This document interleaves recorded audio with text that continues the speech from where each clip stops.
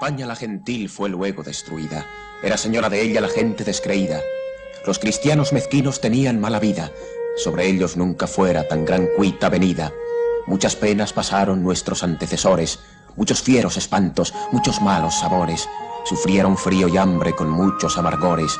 Entonces los placeres de ahora eran dolores. A comienzos del siglo VIII, la monarquía visigoda se hundió estrepitosamente ante el empuje de las armas musulmanas.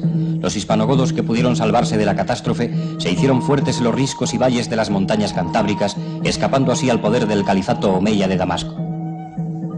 Quedaron las Asturias, un pequeño lugar, los valles y montañas que son junto a la mar. No pudieron los moros por los puertos pasar, por tanto las Asturias se pudieron salvar.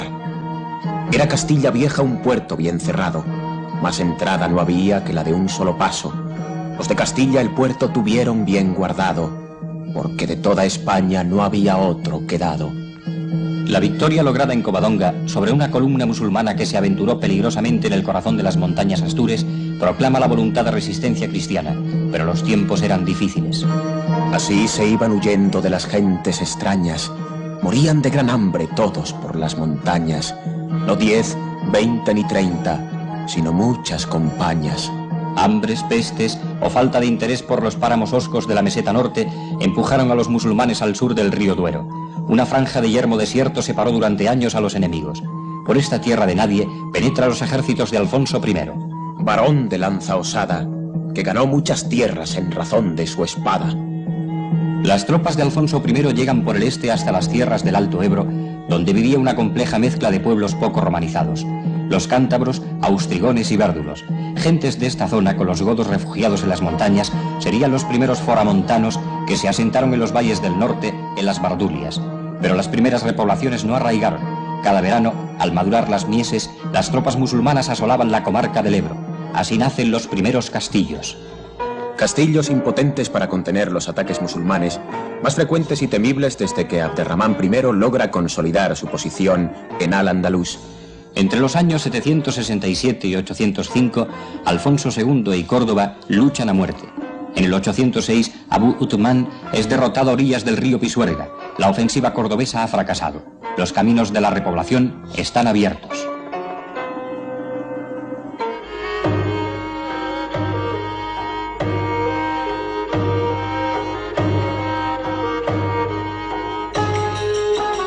En nombre de Dios, yo, Munio Núñez, y mi mujer Argilo, buscando el paraíso y anhelando recompensa, hacemos población de estas tierras de osos y de caza.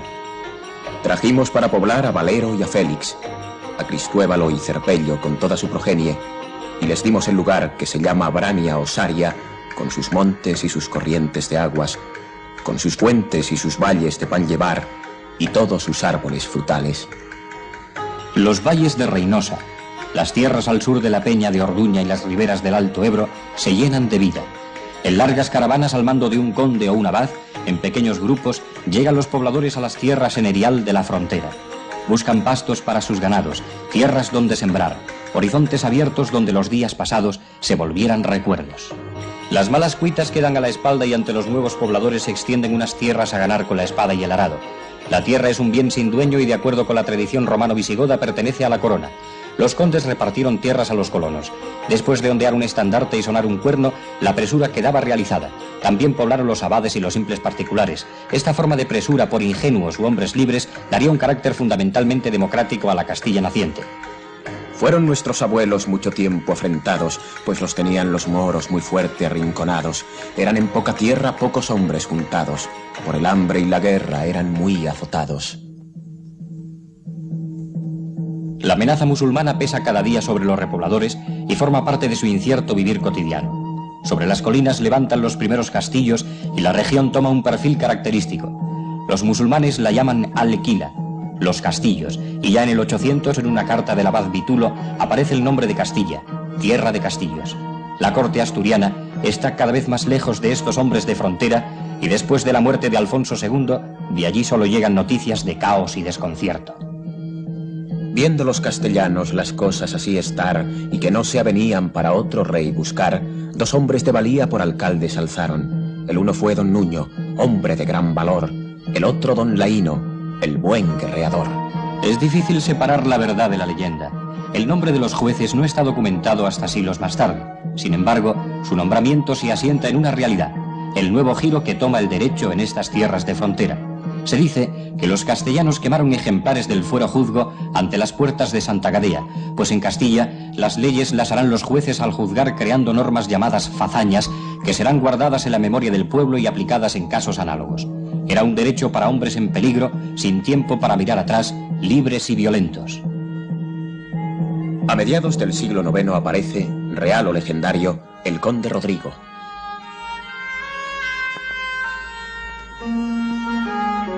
Es aún un funcionario nombrado por la corona. Bajo su mandato, las aceifas musulmanas se hacen raras.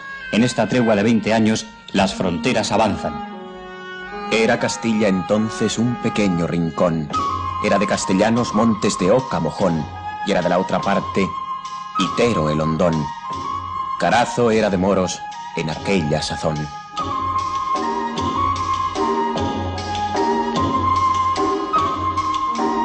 Los castellanos dejan el río Ebro atrás y se adentran por tierras burgalesas.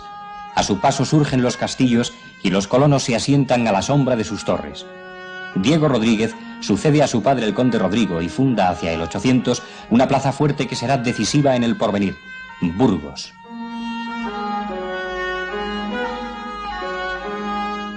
El Arlanzón será la nueva frontera. Pocos años después salta hasta el río Arlanza.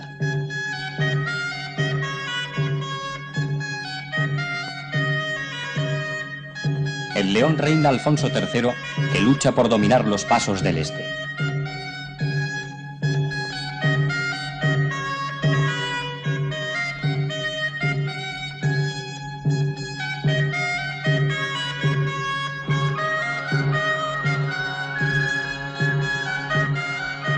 Por estos días se funda el monasterio de Cardeña. Se repueblan Auca y Ubierna y se consolida la fortaleza de Castrojeriz.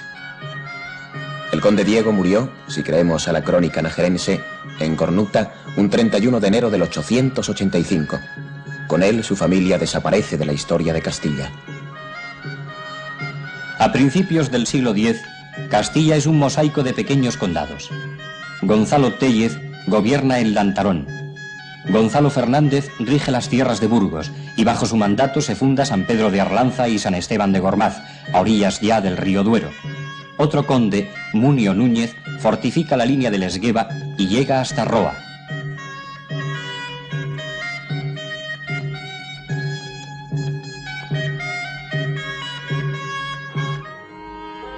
A la muerte del rey García sube al trono leonés Ordoño II, que cambia la política de la corte. En unión de Sancho Garcés de Navarra, se enfrenta a las tropas de Abderramán III. En Valdejunquera son derrotados.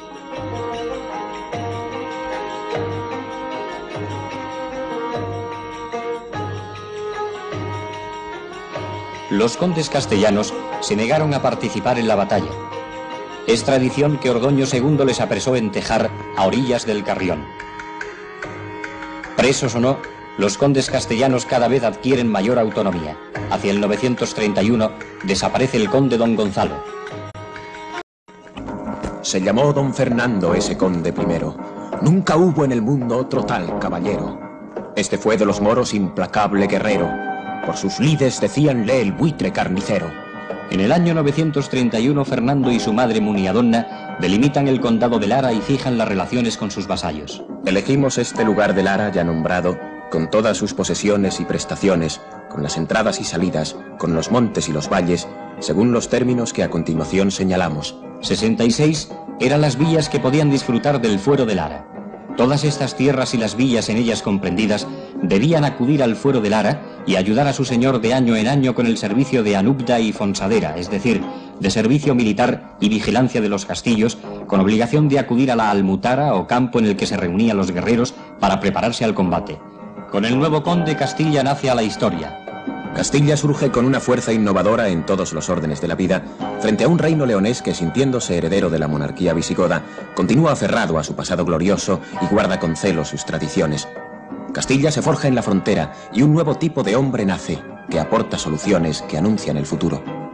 La corte de León mira al pasado y sueña con volver a los tiempos que murieron a orillas del Guadalete. El sistema de repoblación por presura ha hecho nacer en Castilla una clase de hombres libres.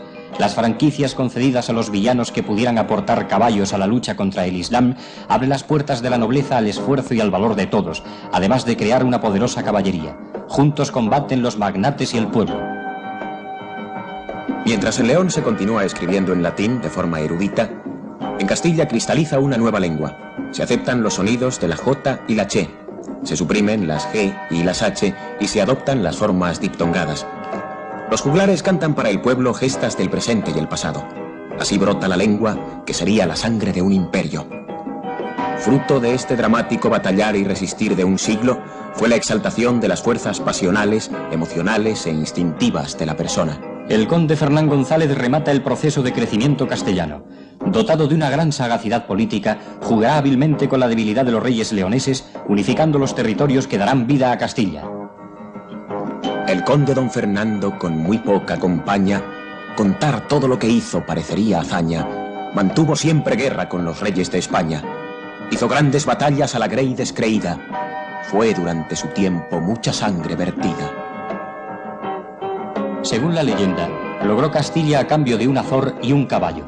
El rey había asaz buen caballo comprado, mas salióle en 3 años muy caro su mercado. Por ello perdió el rey Castilla y su condado. Casó el conde Fernando con doña Sancha, hija de la reina Toda de Navarra. Sus hechos, inseparables de la leyenda, han llegado hasta nosotros en los versos de un monje de Arlanza.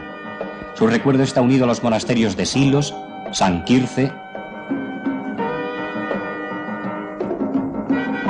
Cardeña.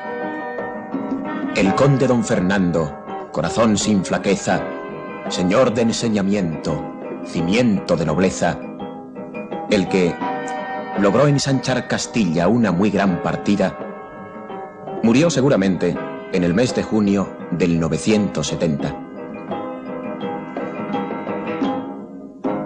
Sus restos reposan en la colegiata de Covarrubias. A Fernán González le sucede su hijo García Fernández, el de las hermosas manos. Fue un conde justiciero y batallador, pero los suyos fueron años difíciles.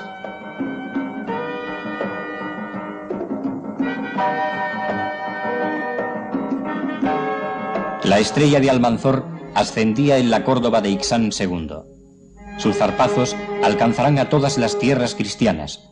Barcelona, Santiago, León serán saqueadas por sus tropas. Su gran habilidad diplomática y el temor que infunde hace que la traición brote como la mala cizaña en tierras cristianas. Los días del conde García son tiempo de traiciones, están envenenados por la doblez y la intriga. Un poema nos cuenta la traición de Ruy Velázquez, que manda a la muerte a los hijos de su hermana, los 7 infantes de Lara. Por hermanos me los hube los 7 infantes de Lara. Tú los vendiste, traidor, en el val de la Arabiana. Hasta en el mismo palacio anida la traición, así lo quiere la leyenda de la condesa traidora. Parece cierto que Sancho, hijo del conde García, de acuerdo con su madre, quería pactar con Almanzor. El conde lucha contra todos. En un combate por tierras de Osma recibe una lanzada. Días después muere en Córdoba. Su hijo Sancho le sucede. El año 1000 se acerca cargado de augurios apocalípticos. ¿Será el fin de todas las cosas? Sonarán las 7 trompetas. El sol se volverá negro como un saco de pelo de cabra. ¿Saldrán del mar las bestias? No llegó el fin del mundo. Sin embargo, 2 años después Almanzor muere en Medinaceli. Con su muerte el viento de la historia cambia de cuadrante. Unos años más tarde el conde Sancho impondrá su voluntad en la misma Córdoba. Era el principio del fin del califato. El poder se asentará en Pamplona mientras sube Castilla y se eclipsa el reino de León.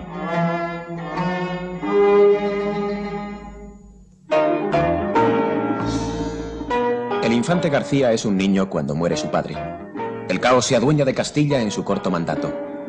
A los 18 años se traslada a León para concertar matrimonio con doña Sancha, hermana del joven rey Bermudo III. Su cuñado, Sancho el Mayor de Navarra, le acompaña en el viaje. Al conde García, en León, le espera la muerte. En la Puerta del Perdón, quiere la leyenda, fue atravesado por los venablos que los hermanos Vela tenían en sus manos. Don García murió delante de su prometida.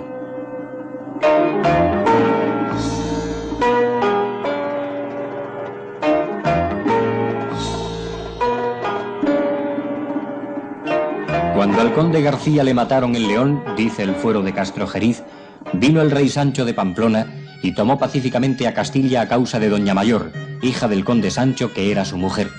Sancho el Mayor nombró conde de Castilla a Fernando, el segundo de sus hijos, que más tarde sería el primer rey castellano.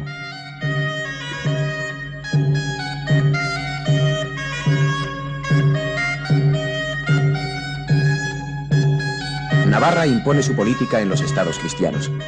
El rey Sancho anexiona a su reino las tierras del este del condado y compensa a los castellanos con los campos leoneses del Cea y el Pisuerga. El rey navarro logra la primera unidad de los pueblos cristianos. Fue amigo del abad Oliva y de Guillermo de Aquitania.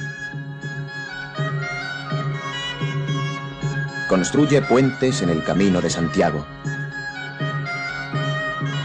Levanta templos románicos y ayuda a los monjes de Cluny. Abre así las ventanas a los vientos renovadores de Europa.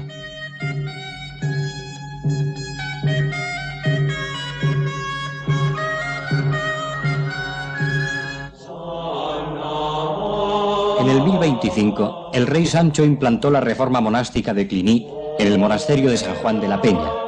De allí se ramifica toda la península cristiana. Unos años después, se ordena en el concilio de Collanza que todos los monasterios se rijan por la norma de San Benito. Pronto la mayor parte de las sedes episcopales estarán ocupadas por monjes franceses que no siempre serán queridos por el pueblo y el clero indígena. El cambio más importante que apoyaron los monjes de Cluny fue la sustitución del rito hispano por el rito romano. Como la liturgia hispana estaba copiada en letra visigótica y la romana en carolina, pronto dejó de usarse la primera, cayendo en el olvido y perdiéndose la cultura visigótica española.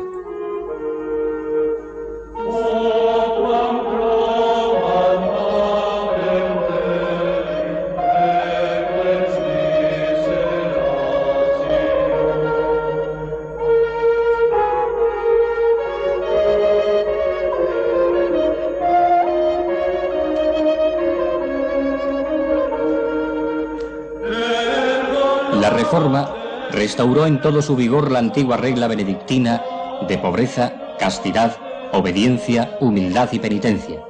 Todos los monasterios reconocen solo la autoridad del abad de Cluny. Los templos se llenaron de cantos y en los claustros reinó el silencio.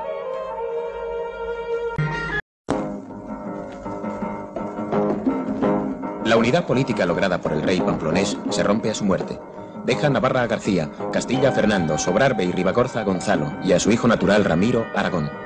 Fernando hereda con la corona el viejo conflicto de las tierras del Cea y el Pisuerga.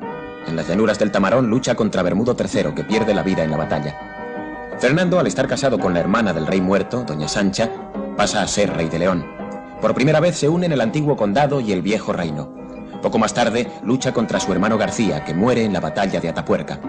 El reino de Castilla crece en territorio y poder. La España musulmana se desmorona y el califato estalla en minúsculos reinos de taifas. Fernando I toma algunas plazas y avanza hacia el sur, pero más que conquistar lo que hizo es imponer tributos o parias a los reyezuelos moros. El oro acude a raudales a las arcas de la corona. Fernando I acuña las primeras monedas con este oro. Con la nueva riqueza nace tímidamente el comercio. La base de la economía es la agricultura y la ganadería, pero a lo largo del Camino de Santiago florecen los mercados, los tenderos y los artesanos. Una nueva clase aparece, los burgueses o habitantes de las ciudades. Sin embargo, será la ganadería lo que dará un carácter propio durante siglos a la economía castellana.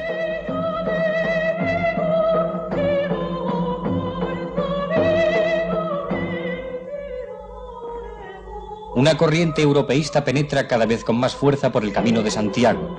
Los restos del apóstol que descubriera el obispo Teodomiro atraen peregrinos desde todos los puntos de Europa. El camino se afianza en 20 años. Fueron construidos puentes sobre los ríos y hospitales donde albergar a los romeros.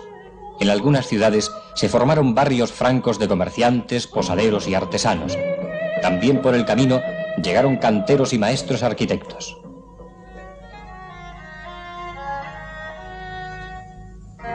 A la orilla del camino se alza San Martín de Fromista, que fue edificado a expensas de doña Sancha, viuda del rey de Navarra. Las piedras doradas se unen con precisión hasta formar este templo macizo, opulento, tan perfecto que se diría anclado para siempre en el tiempo.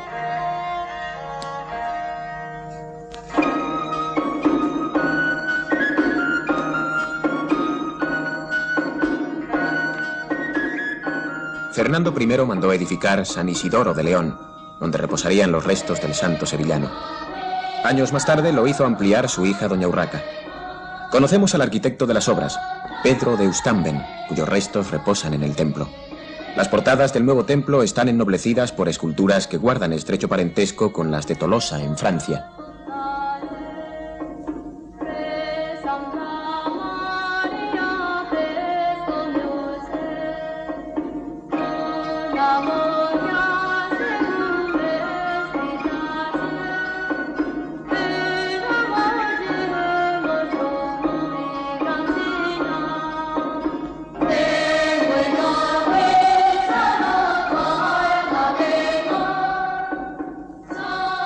En estos días de riqueza, proliferan las esculturas de marfil en arquetas y crucifijos. Estas tallas serían modelos reducidos de figuras en piedra.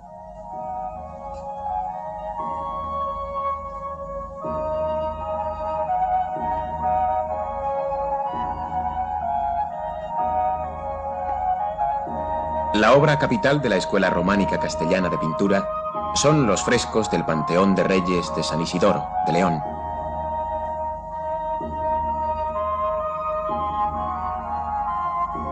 La Santa Cena, la degollación de los inocentes o la anunciación a los pastores permiten al artista medieval fijar en las bóvedas retazos de la vida cotidiana de su tiempo.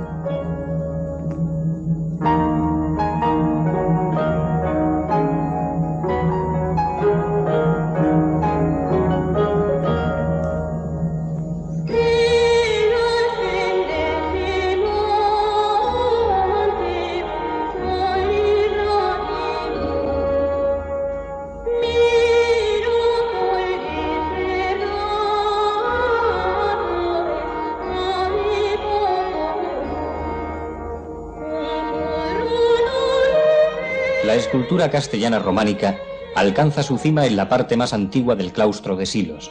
Como arquitectura, el claustro es sin duda occidental, pero en la decoración está clara la huella del oriente.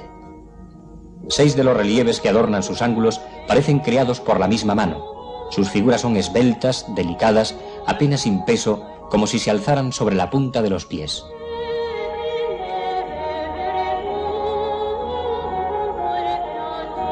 La piedra canta en estos relieves de la Anunciación, Pentecostés, el Descendimiento, Emaús y la duda de Santo Tomás.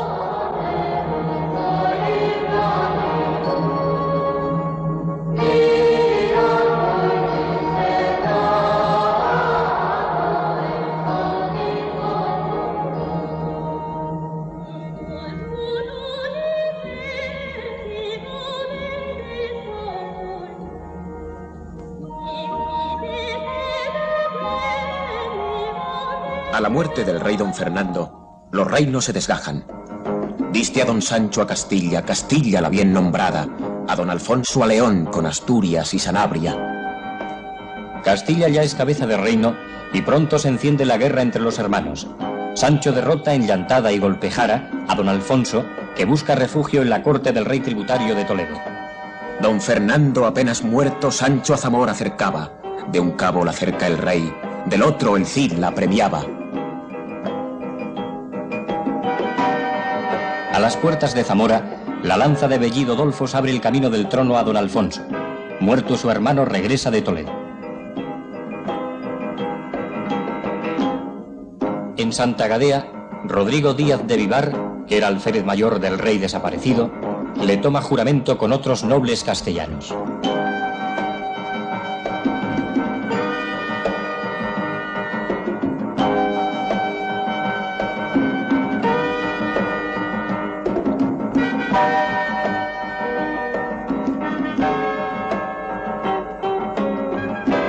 Alfonso VI llevará la frontera hasta las Vegas del Tajo. Será un rey europeísta en el momento que los estados musulmanes se vuelven africanistas y llaman en su auxilio a los almoravides. Las huestes del desierto, con Yusuf a la cabeza, pasan el estrecho, y don Alfonso choca con estas tropas sectarias y aguerridas en Sagrajas. La derrota es dramática.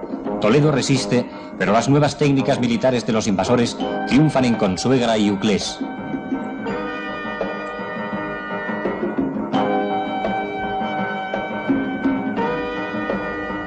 Solo el Cid campeador resiste en Levante a los nuevos invasores. A Yusuf, que es el rey moro, 3 veces lo ha golpeado. De su espada se escapó por correr un buen caballo. Dentro en Cullera metiósele un castillo bien ornado. Nuestro Cid el de Vivar hasta allí llegó acosándolo, y con él corriendo van algunos buenos vasallos.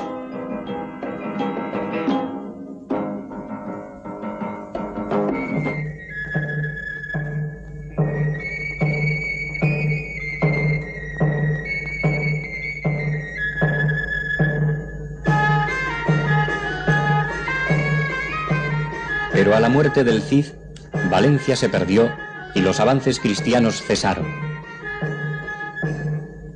La herencia que deja al morir Alfonso VI es muy pesada. El matrimonio de su hija doña Urraca, heredera del reino, con don Alfonso I de Aragón, terminó en un rotundo fracaso. Tiempos difíciles se anuncian en Castilla.